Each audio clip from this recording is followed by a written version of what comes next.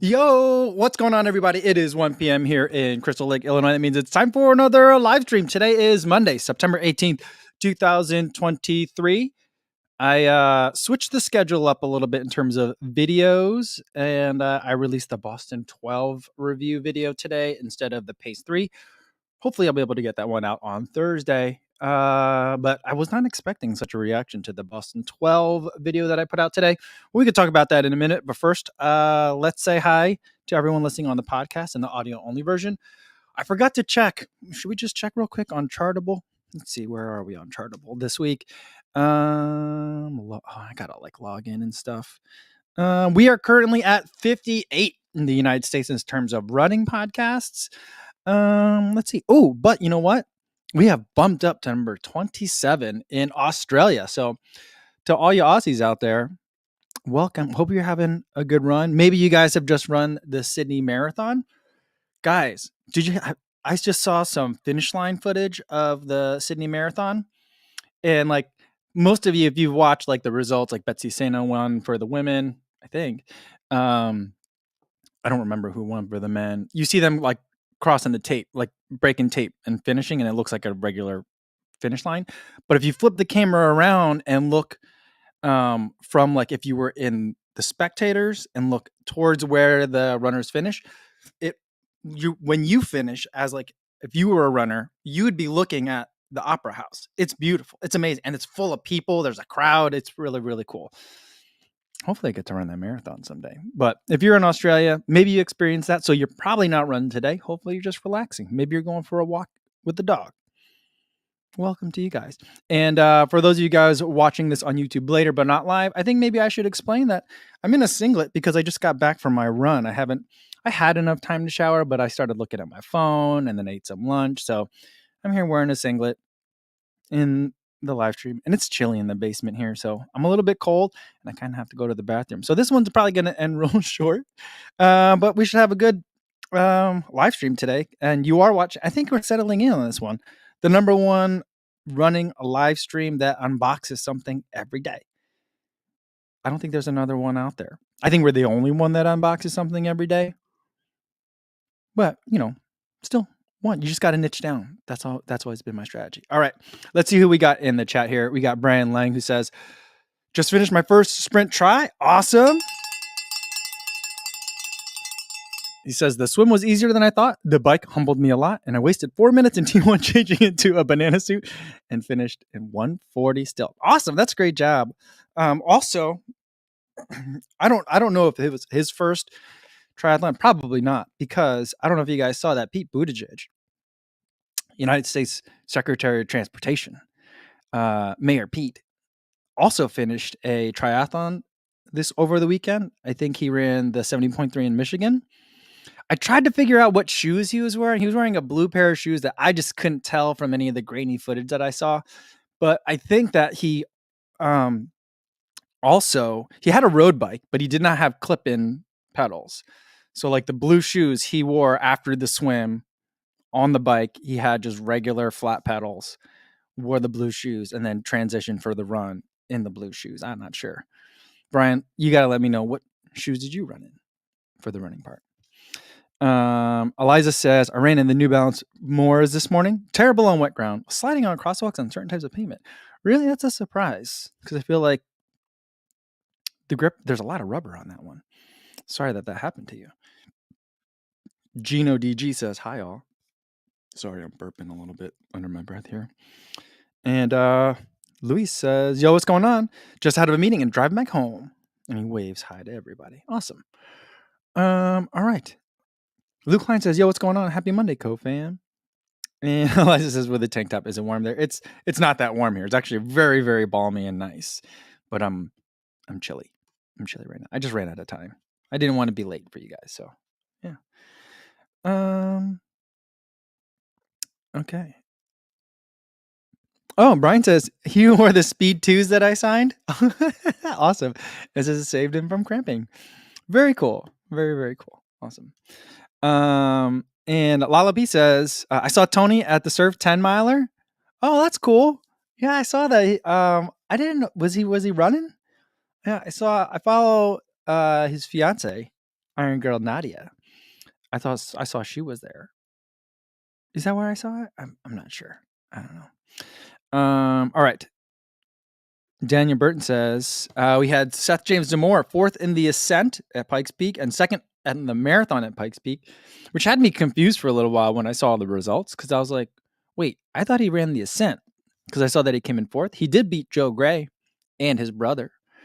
And then he was 2nd, and then I later saw that he was 2nd on the marathon. I'm like, wait, did he did the up and down? You get entered in both? Is that how it works? I'm not sure how that race works. But yeah, that's wild. Because it took like the winner got up there in like 2 hours, just a little bit over 2 hours for a half marathon. I mean, it's a lot of climbing. I get it.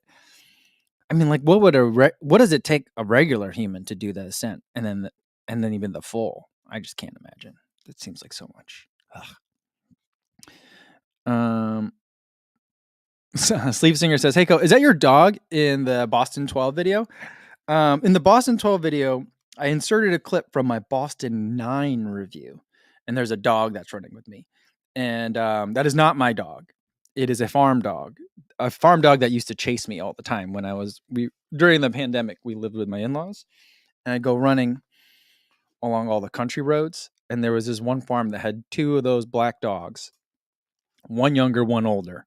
The younger one would always just chase me and run along with me. The older one would chase after the younger one and try to get it to not chase me. It was a thing, but it was fun. I miss those dogs. Those were good dogs. And Frank says that Remy Bunnett broke Matt Carpenter's record on the ascent. Yeah, I mean, it's so crazy. I just can't imagine. Like, I don't know. I'm there. I told you guys about this. There was a shirt that they were selling at the expo at UTMB, and it just said like it was a pocket tee, and then on the back it just says "I walk all the inclines." It just said that over and over in like a handwritten kind of font. And I really wish that I had bought that one because that was like that's one that I would just wear every time I end up on the trails, just so people know behind me. If you guys want to go around, that's cool because I'm going to walk all the inclines. The idea of running up Pikes Peak is just bonkers to me. Ursa Islertas says, just joined the Kapuzi community. Thanks for all the content. Well, welcome, Ursa. Ezra. Glad to have you here.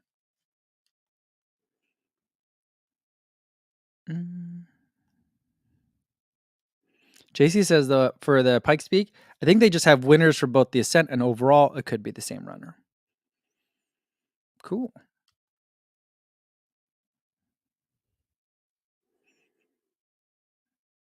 Oh, wait. Adam says, they're different races? The ascent is Saturday and the marathon is Sunday? Oh, I thought it was just one race. I didn't realize it was 2 races. Adam says, see, that's how little I follow that one. Adam says, thank you, Adam, for clearing that up for us. Alio was humbled, he thinks, by the ascent in 3:04. I'm surprised by that just because of her Mount Marathon previous performances.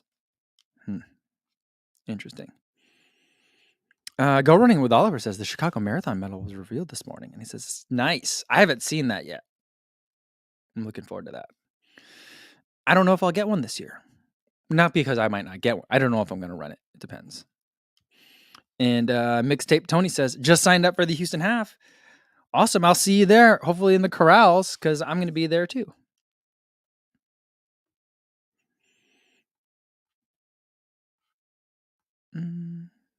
Frank says that the Mount Marathon is a lot lower than Pikes Peak, though. That's true. That's true. And she did mention in her video, getting ready for Pikes Peak, that she feels good about the climbing, but the altitude she thinks is going to be a challenge for her. And videos says 3:04 for Alio as the 20th woman in the loaded field is dang good for a first timer that doesn't live at altitude. All I know is I loved running in Chamonix because we were running at like, the valley is at like 3,300 feet.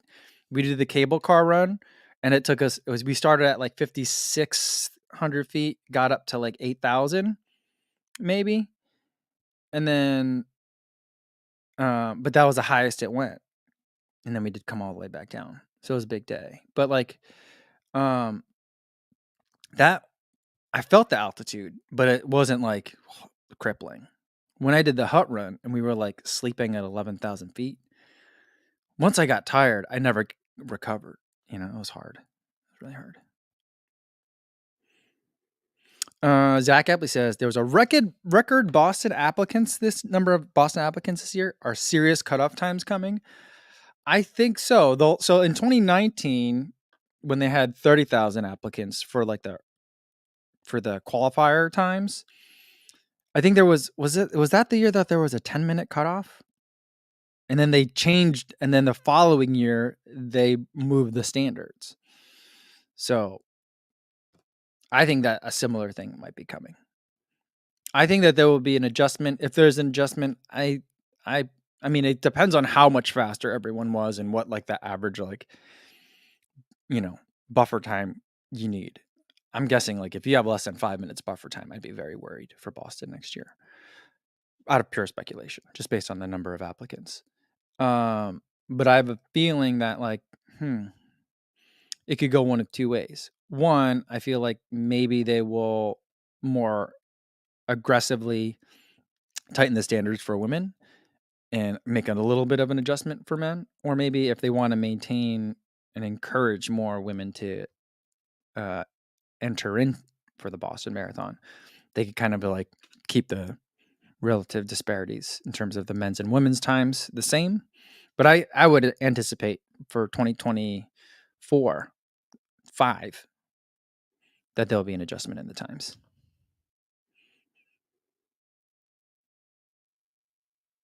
Morgan, the running guy, says, first time watching live. Been enjoying catching up on the live stream the following morning while I have my coffee. Ooh, that's a good way to do it. I feel like that's going to be the next number one thing. Thanks, Morgan. Well, welcome. Glad you're catching it live today. Dan Dalton says, I just signed up for a half of the theme park here in the UK. You get a pass to the park with your entry, so you can run and then spend the rest of the day hurling up your gels on the rides. Can't wait. I mean, that sounds kind of fun. That's what they do for the Disney. Is that what they do for? You don't get an entry into the park at the Disney races, do you? I don't know. I think you do get to go in early for Disney if you do the races there. So that's, I mean, if you do it, I mean, for a half, hopefully you won't be hurling up too much. Maybe you will for a little bit, but just don't go on the roller coasters first thing, maybe. I did see over the weekend, Nick Bester took his family to Peppa Pig World, which I realize is a thing in the UK. There isn't a Peppa Pig World here in the United States, at least not that I know of. I'm just surprised that there weren't more potatoes. Like the potato theme park in Peppa Pig? I just felt like the Peppa Pig World would look exactly like the potato one, but I guess it didn't. So I don't know. Is that the one where your half is to Peppa Pig World?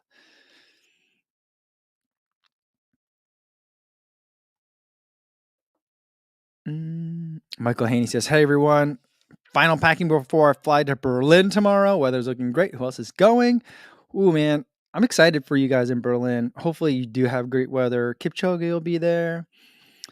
And I feel like Kipchoge on a good weather day is always an exciting thing to watch. So that is something that I would be looking forward to. But yeah, I unfortunately will not be going. Tommy's going to be there. Are you going to go to Tommy Run's shakeout run? I think he's doing one with CLA.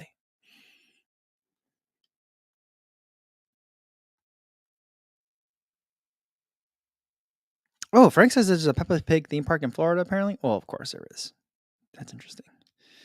I kind of want to go. And Carter Melton says there's a Peppa Pig World in the Grapevine Mills Mall in Grapevine, Texas. It's in the mall. It seems kind of small for a Peppa Pig World. New Betcher wants to know if they just play the Peppa Pig theme on loop. You know what we used to do? So one of the books that I bought for my kids when they were younger was they have Peppa Pig books. And so you could read Peppa Pig stories to your children. And it takes about the same amount of time as watching an episode because episodes are so short. But like we bought like a compendium of them. There was like, it would be like 5-minute Peppa Pig stories. And it was like a book of like 30 different Peppa Pig episodes. And at the start of each one, I would like sing the song and and then as I like turn the page to start the story, I would go ba-da-da-da-da, and I'd read the first sentence. Peppa Pig is at the playground. Ba-da-da-da-da-da. And Rebecca Rabbit has also arrived to the playground. That's how I used to. I used to have so much fun reading Peppa Pig stories to my kids. I don't think that they liked it. I don't think they appreciated it, but I don't know. I tried.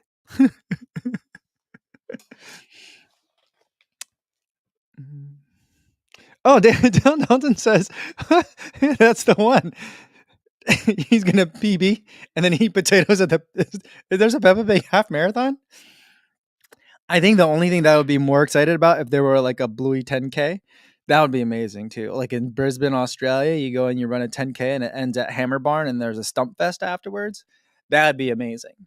But eating potatoes at Peppa Pig half, or if you went to like what was the theme park that they went to when they were like, it was a museum and they went to space and they were talking about the moon and they were like, the moon is not in fact made out of cheese.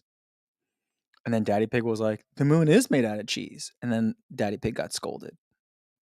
I feel like that would also be really fun. Oh, man. That was a deep dive into kid shows.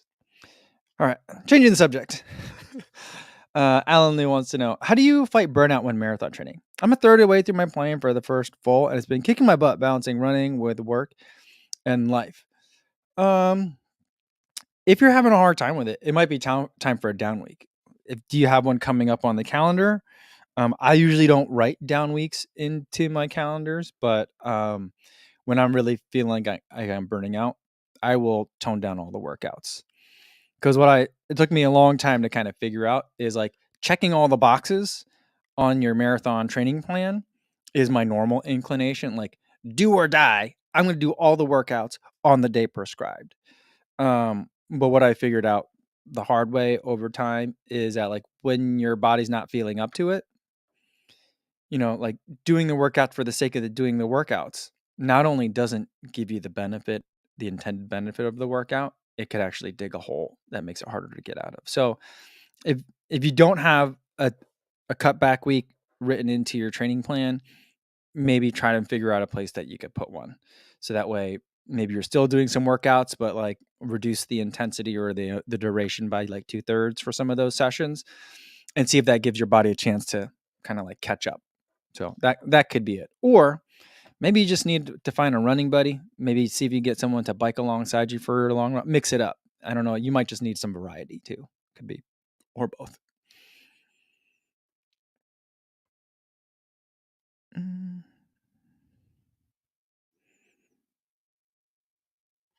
Ooh, Steve McKellar says, you alluded to having some thoughts on Kipchoge last week. Any predictions?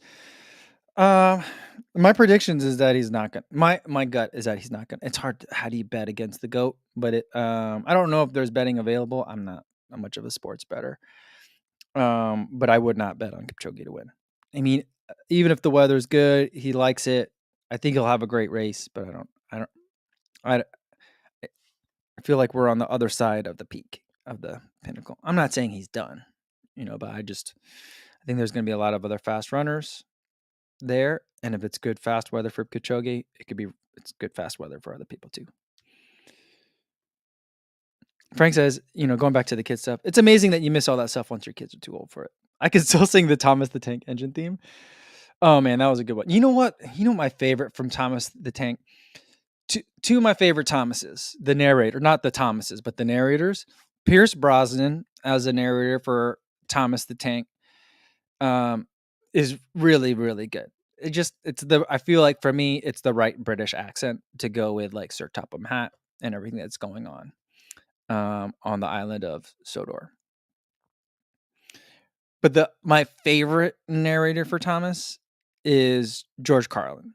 Like it makes no sense, but it works, and I love it. So that's just my thoughts on Thomas. All right. Alan Lou says, oh yeah. Sega Dreamcast said George Carlin as Mr. Conductor is the GOAT. Isn't he so good? All right. Alan Lou says though he does have he's gonna bake in a rest week coming up. He says it's also been blazing hot in Texas for a while now, and the heat is definitely taking a toll. All right. Well, I mean, I'd say really focus on hydration and nutrition during that cut down week, if you can. All right. Eliza says, box, box, box. All right, let's get to the box. We got another box from Adidas. This is another one that I bought myself. It's not any of the brand new stuff that's super exciting that came out. This is more stuff for my trip to Italy. I did get some more information from the Adidas eyewear team, which is different than an Adidas team. It's different like companies altogether. But about some other stuff that I won't need. I was really worried that I didn't have a Terex pack, and I was thinking about trying to buy one, but like I don't think they sell them in the US, so I'd have to buy them from like a third party seller, and it was going to be really expensive. So I'm glad I will be getting one of those, but I don't think I'm going to get that till I get there. So like here's some more stuff that I got to get ready for my trip to the Dolomites coming up next week. All right. At least that's what I think is in here. Okay. All right. First thing that we got in here is some Terex shorts. They say Terex on the side. But the main reason I wanted to get them was because I was looking at the Terex packs. And from what I can tell, even if I got a Terex pack, there isn't a way to store poles on them. And so these Terex shorts have loops on the back so you could put poles inside. So that's the main reason that I got these. They also have some nice pockets on the side too, and they seem really lightweight. Nice and stretchy, soft material. So these will come in handy. I debated whether or not to buy two of these. Because I was like, these will probably be the pants I'll find most useful on days where I'm going to be using poles. I've never run with poles in my pants, so that'll be an interesting adventure. But excited to have those pants. And the next thing I bought was when I was on the hut run trip, having like a windproof layer was really important because when we got high on the summits, it was always windy on summits. It was really cold. So I felt like I needed like some sort of jacket layer. So I got another Terex piece of apparel, very lightweight, super lightweight, basically see-through. It's got some reflective elements in here. It's got a hood. It's packable. Is it packable? I mean, you could crumple it up and stash it in the bottom of a pack. Really nice and easy, but it doesn't look like there's like a pocket per se to put it into a little bag. But oh wait, maybe there is. Maybe that's what this area is back here. But yeah, nice Terex layer. I feel like this will come in handy. I could wear this, put this on and off real quick, depending on if it gets windy and cold. All right. And then the last one, I got another pair of running shoes because where did I put those? Oh, I think I moved them already. Oh, wait. So last week, I showed you these shoes that I bought, which were like the Terex. These are the Terex Speed Ultras, not the fancy new Speed Ultra graphic ones, but just Speed Ultras, Boost and Light Strike, in the 240 gram package with 2.5 millimeter lugs. I was looking at the lugs and I just didn't feel super confident about them. So I went on the Adidas website and bought another pair of Adidas Terex shoes. These are the Adidas Terex Soulstride Flow GTX. So they will be Gore-Tex waterproof. So that'll be nice in case there's any water crossings. Because now, by the time I get to the Dolomites, it'll be end of September. That glacial runoff is going to feel very, very cold in some fall temperatures. And this shoe looks like a little bit more chill. It's all light strike. Or what is this? It says Repetitor on the bottom. So some sort of other EVA-based foam. I love on the Terex shoes, a lot of the stats are printed on the bottom. It's a 32 millimeter stack height shoe with an 8 millimeter drop, and the lugs are 3 millimeters. So just a little bit more grippiness, for the shoe. So I think I'll probably pack those. I don't know if I'll pack those other orange, the Speed Ultra ones. I'll probably bring them. We'll see how it goes out there. But that's what was in the box. Should we rate that box? I feel like that box was I think that's A minus. I'm not super excited about the shoes, but I'm very excited about the pants and jacket. So, yeah.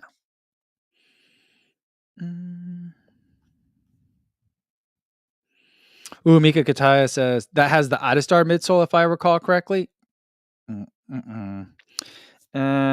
I'm not super excited about that one because everyone tells me that one's so stiff. But I'll be on trails, so hopefully that will be less important.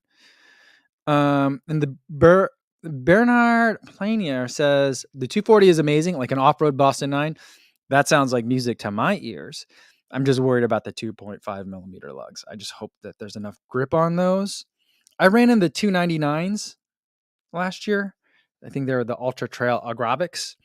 Those were really fun. The upper was just super uncomfortable, but like I'd like that, and I wish I still had that pair of shoes. I thought about buying again, but I can never get myself to buy a pair of shoes a second time.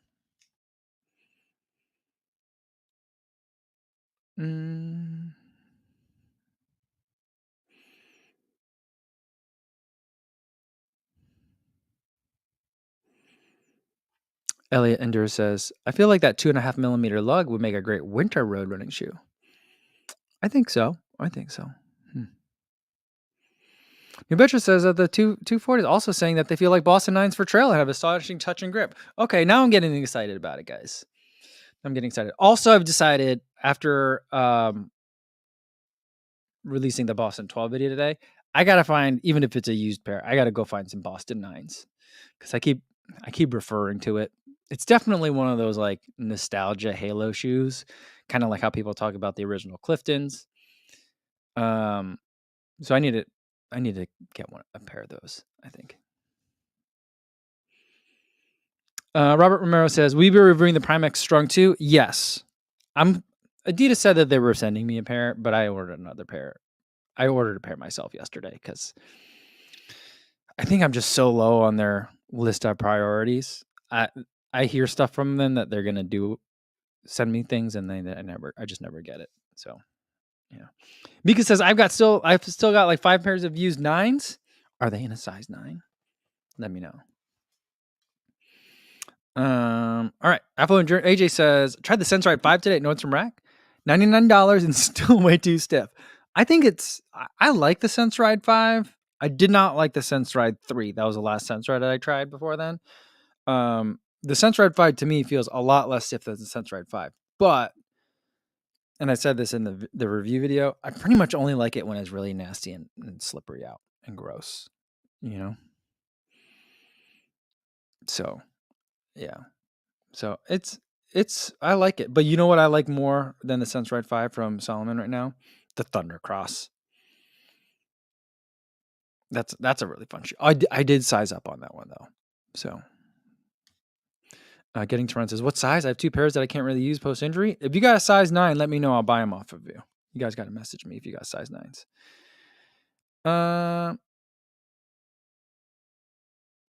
Yeah. Martha says, I can't believe about the Boston 12 review video today. And I thank you, Martha, for having my back on this one. She says, I can't believe a couple people give you a hard time about the Boston 12 nomenclature not being logical.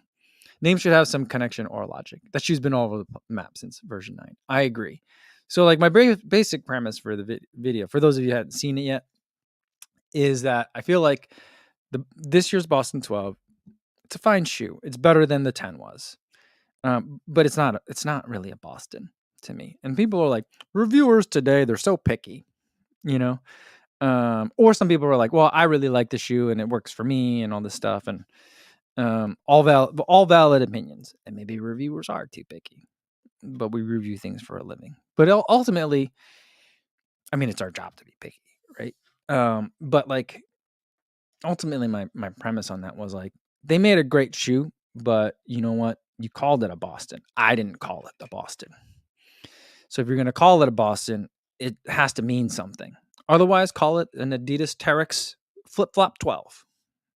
Who cares if it doesn't matter? You know, that's kind of been my take on it. And people are like, "Oh, you're like overthinking it." I'm like, you watch a 12-minute video about a shoe. We're here for the overthinking. You know, I don't know. I don't know. So, AJ wants to know, he ended up buying a Cloud Go for $99. Did I review them? I did not. Yeah. I tried to get on to send me the Cloud Stratus too. I had mixed feelings on the Cloud Stratus one. I loved it at first, and then eventually I got bored with it. It just felt not as interesting by the time I was done with it. But I tried to get them to send me the on Cloud Stratus too, but they have not been interested in sending me a pair. So Mark Peterson says, I can't bring myself to buy the same shoe twice except the Peg Turbo 2. That is a shoe that I have bought. I bought another pair from Mark Peterson. And I'll buy another Boston 9. That show, I'll buy another Boston 9. If anyone has one for sale, I'll definitely buy it. Dominic Smirnowski says, as a reviewer, you're either too picky or hype everything too much. People always find something to moan about. That's true. That's true. Yeah. I mean, like, I always try to, especially if something comes up multiple times, I'm like, okay, well, am I? And I feel like a lot of people that are in social media probably spend too much time asking that, well, am I? Are they right? Kind of question. But like, I don't know. I feel like I feel strongly about my take on the Boston 12 or on the Boston shoe generally. I mean, here's the other thing that I mentioned that is in some of the comments of that video is that, like, sometimes I'm like, am I chasing ghosts here? Am I wishing for nostalgia? And I always say nostalgia is the softest midsole. Am I chasing nostalgia here? And I'm like, maybe. But then again, the exact shoe that I want exists. It's the DV8 Nitro 2. So I really just want Adidas to make a DV8 Nitro 2, or don't. I'll keep saying that the Puma DV8 Nitro 2 is the best Boston that exists, at least in the 2020s. I guess the Boston 9 was in 2020. But so, like, I don't feel like I'm being that unreasonable, and I don't feel like I'm chasing ghosts because a shoe that makes me happy exists. I guess that's my premise. All right, Louis says, I need to do a half marathon on October 8th. Decided to do the Tecate, Mexico, instead of traveling to the United States.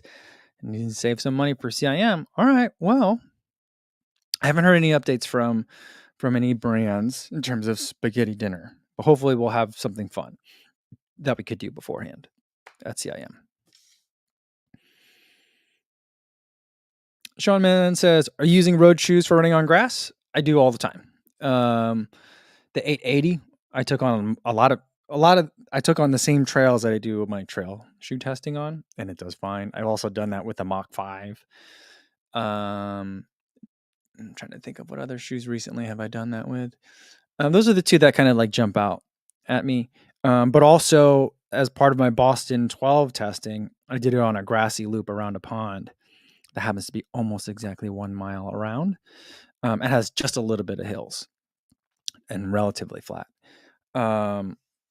So I did it on that, and it was just because it has Continental rubber on the outside for grip. So I used it for that too. So it depends on kind of like how thick is the grass, and like, is it going to be wet?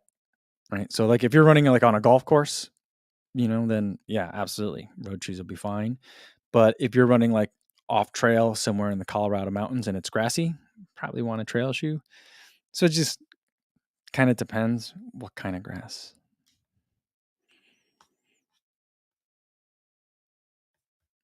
Omam Lock says, hi, Co. I'm new to your channel since I started getting into running. I'm really curious how you are rotating shoes between using your go-to shoes for training and your other shoes for review.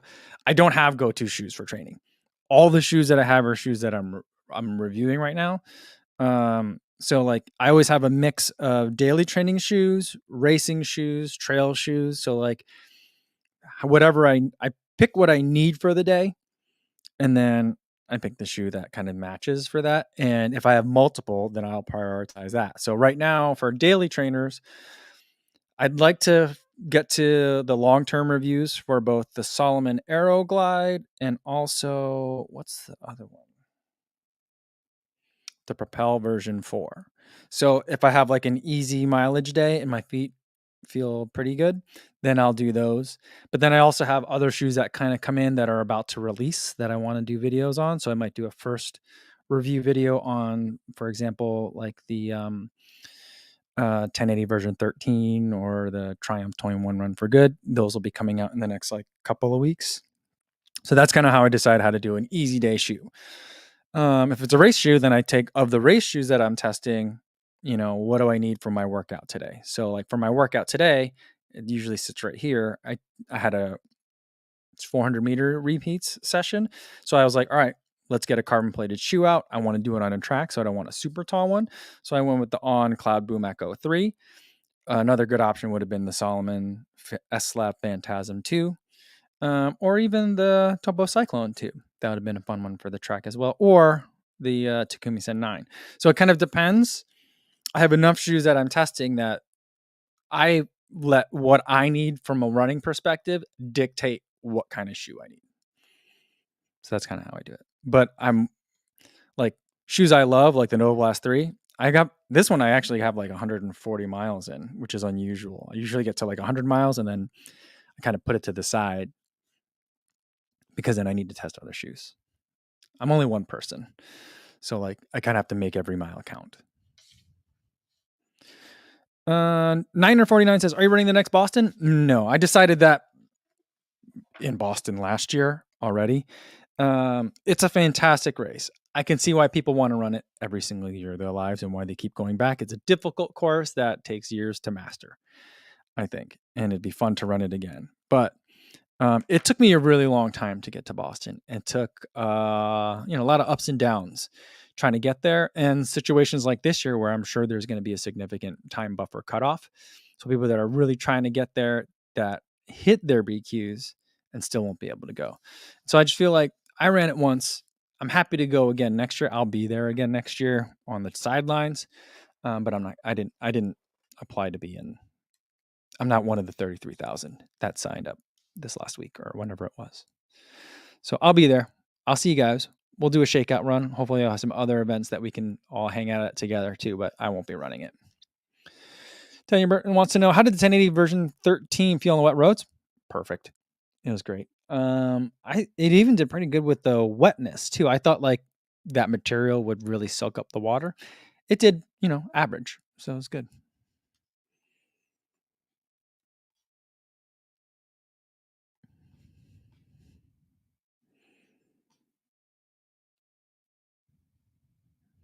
Niner 49 says, did you see that the amount of people who qualified was a record? Do you think they should restrict the marathons you can qualify with, like no tunnel races? I don't care. Yeah, I don't think that they need to restrict it. I guess they could if they wanted to. What I'm surprised that they haven't done is like license like a Boston approved or like a Boston qualifying race. In some sort of way that like a race has to pay BAA if they want to say that they're eligible. And then the only times that you can use are ones from BAA affiliated races. I'm surprised. That sounds like a very BAA thing to do. And I'm surprised that they haven't done that yet. And I suspect that could be something that's coming. But I also feel like companies like Revel or Tunnel Marathon would probably just pay enough money to be on that list anyway. So I don't think it's going to change very much. Yeah, I think that like, I did see that. Okay. So I'm trying to answer your questions. I think I answered your questions. I saw that we talked about it earlier in the podcast, and I don't think that they need to restrict the marathons that they use to qualify. Do I think that they should apply for a permit to allow more people in? I think that's a great idea. Do I think that, here's what I think. I think that you should either be in or out Boston qualifying time, whether you're 1 minute under or 20 minutes under. And then from there, it's a lottery. That is what I think should happen. Will they do that? No, but that's what I think. Eric Hill says, any preview on the Triumph 21 review? Planning on buying a replacement for my 20s this week and debating on buying the 20 on sale or stepping up to the 21. I don't have the 21. I specifically asked them not to send me the 21 because I think it's exactly the same as the 20. So I feel like if you need a deal, get the 20 on sale. I have the 21 RFG, which is a corn-based, like 55% corn-based midsole foam, and they're using less water in the dyes in the upper. That's the version that I asked them to send me. And so like if you want like an eco version of it, I think the eco version is very good. And I recommend getting that, but it's going to be more expensive than a 20, which is going to be on discount.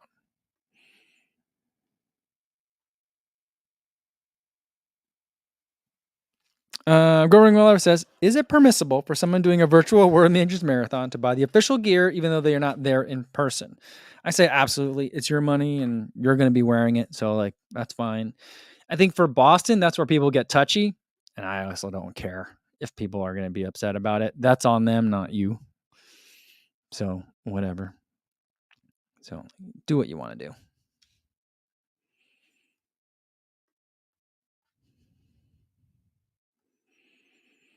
Video Guy Man 7 says, Cody, do you have plans to go watch the Olympics next year?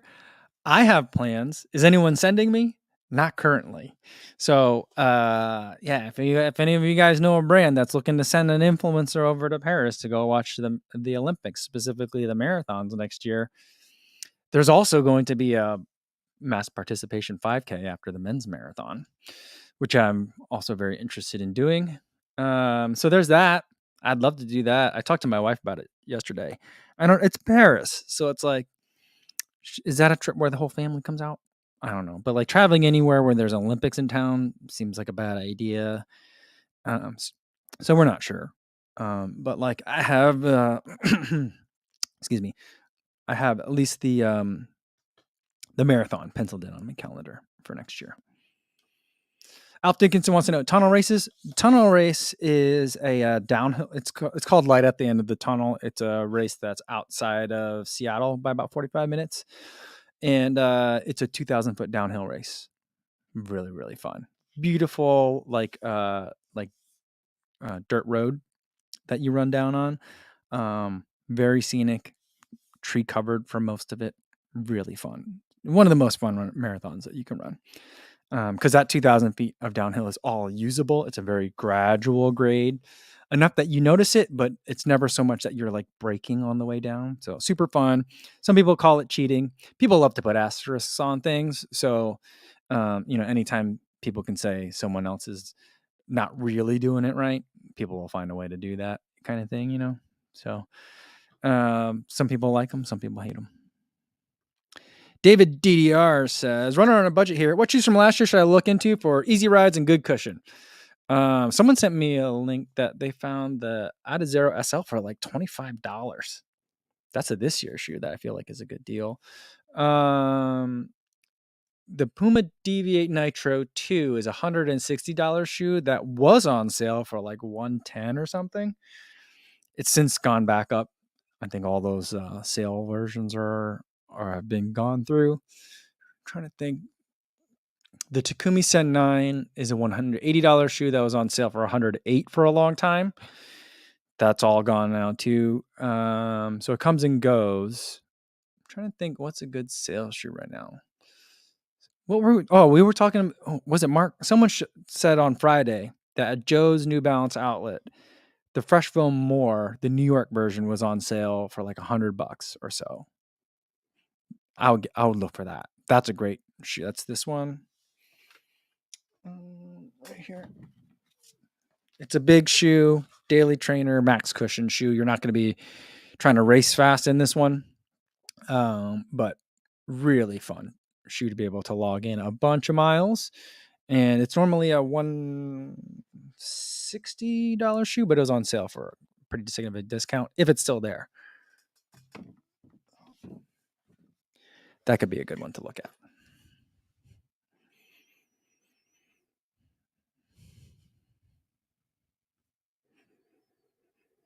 Video says, will it be shoe mayhem if an Adidas runner like Amos Kipruto beats Kipchoge and sets the world record in the new Adidas Evo 1? I think that'd be great. I'd love to see it. Do I think that'll happen? No. Do I think he'll run a fast time?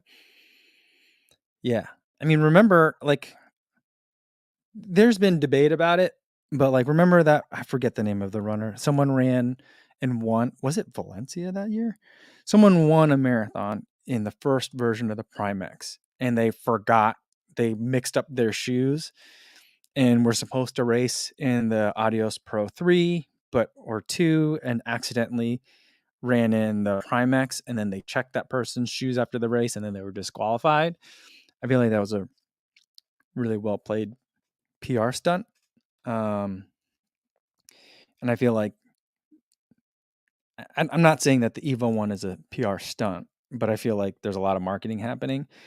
And I'm not saying that like Adidas can pay to have someone win the race, but I feel like Amos Cabrera is probably in really good shape and ready to run real fast, and is willing to take a risk on a brand new shoe. And I think that what we'll likely see is that Amos will be at the front for as long as possible. So that way they can talk about it the whole time. I feel, you know what I think is so funny is all like the fake hand wringing that announcers have about like, oh, I don't want to talk about the shoes. What else are you going to talk about? Does anyone even know where Amos Kipruto's from? What his training's been like? You could talk about his shoes for like a good 20 minutes, right? So like, I feel like it's like they're like, oh, it detracts from the purity of the sport. We hate having to talk about the shoes, but I guess that's where we are. The shoes are friggin' interesting. Let's talk about the shoes. And I just find it disingenuous when announcers like complain about it. But yeah, I think it'll be a very interesting storyline. Will it be shoe mayhem? I think that the Adidas will probably end up making more than the 521 pairs that they were planning on making if he wins. If he sets a record in it, for sure. Yeah. Saurav Kumar says, I know it's a bit late, but today I've ordered the Velocity Nitro 2. What are your reviews on the shoe? Any alternatives? I think it's a really great workhorse kind of shoe. I think the closest alternative is the New Balance 880 version. I don't know what version number they're on. Are they on the 12 on it? 11? I didn't run in the latest version of the 880 because it's exactly the same as last year's. Yeah, it's all the way up there. You can't see it off camera, but the 880 is the closest one to it. I'm trying to think what else is really close to it. Nothing else that I run in the last 2 years is really close to it because a lot of shoes have kind of like left that model. Maybe like a Cumulus 24, which is not this year's Cumulus, but last year's Cumulus. That might be another one to look at it. But you've already ordered the Velocity Nitro too. It's a pretty good shoe.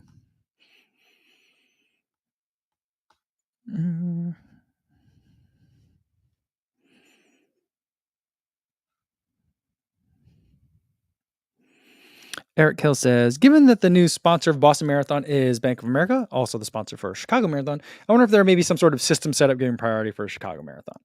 I would say probably not for Boston. I can't see them doing that because Boston has never really done anything like that for any of their other things. I mean, they don't even like give priority to Boston residents, you know? So like, I don't see that happening. I don't think I don't think Bank of America wants to be that obtrusive or invasive into the running space. I think they're happy to just have everyone say Bank of America Chicago Marathon and Bank of America Boston Marathon. I think they're happy enough with that. Adam wants to know for Boston, is it permit or buses and capacity of Hopkinton? I don't know. Someone brought up that like it was 2014 that they applied for a bigger permit than usual. So it's like it's possible to ask for a bigger permit.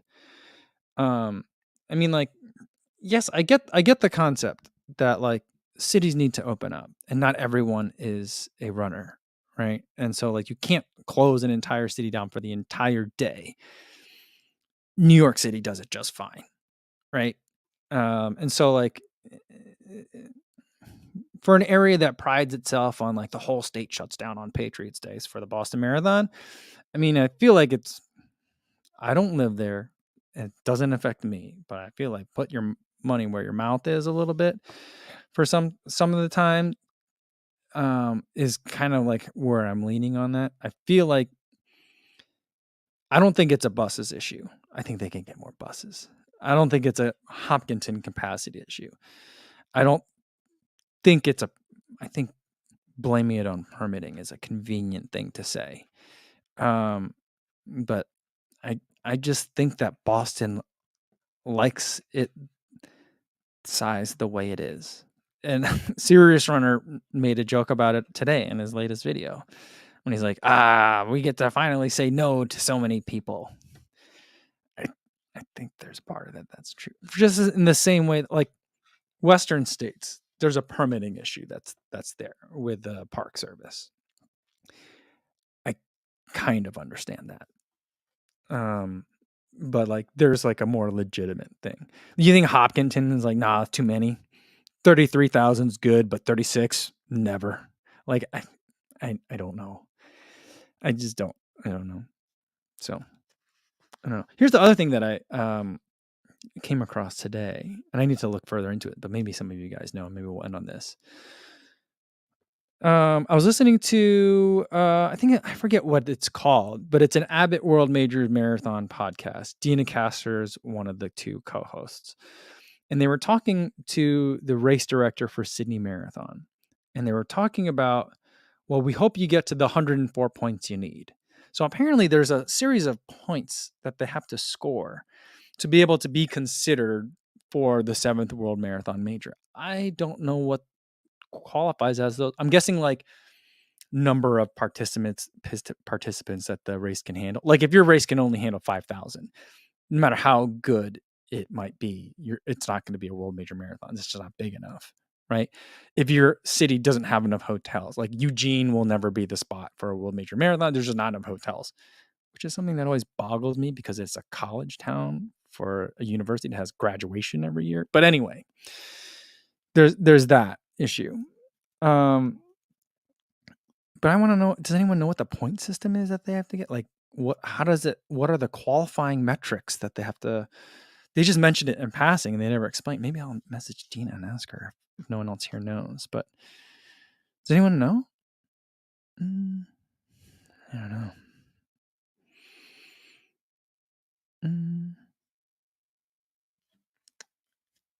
Yeah. So like, I don't know.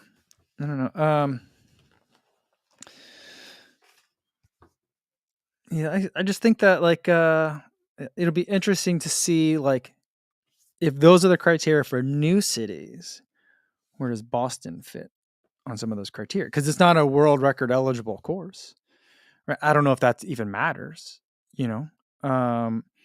But like some of the other, like I guess New York isn't either. Not that New York is that kind of course anyway, or neither is Boston. But like I don't know, what are the criteria, and does Boston still qualify for those criteria? I mean, it's still a gigantic race and still handles a lot of people, and it's very prestigious. And it would be weird if Boston weren't a world marathon major. But I'm like, I don't know. I'm getting very tired of like the exclusivity of some of these races, like the London Lottery, the Berlin Lottery, Tokyo Lottery, Boston Marathon, and like the qualifying thing that like there isn't like a number that you can hit and you're in. You have to get the number and then hopefully have a good enough buffer, and you got to cross your fingers, you know? So it's just, you know, maybe I'm like getting a little bit salty about all these races. And that's me for someone who's been able to get invited to run these races, you know, like for people that are like trying for years and that's their only chance is to get in the lottery. It's got to be super frustrating too, you know? Matt LeGrand's here. Matt, like, did you guys see Matt's video? I haven't seen the video yet, but I've seen that it exists. They're playing Name That GPS Watch. Super excited to watch that video. I haven't seen it yet, but I got to tell you, I'm super jealous. Matt, Desfit, DC Rainmaker, and Dave Dillon all went out to Cupertino for the Apple Watch event.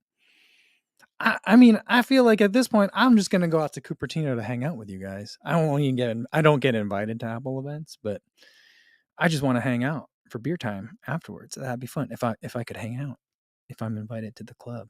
But well, I just think that's super fun, and I think I'm gonna go watch it right now.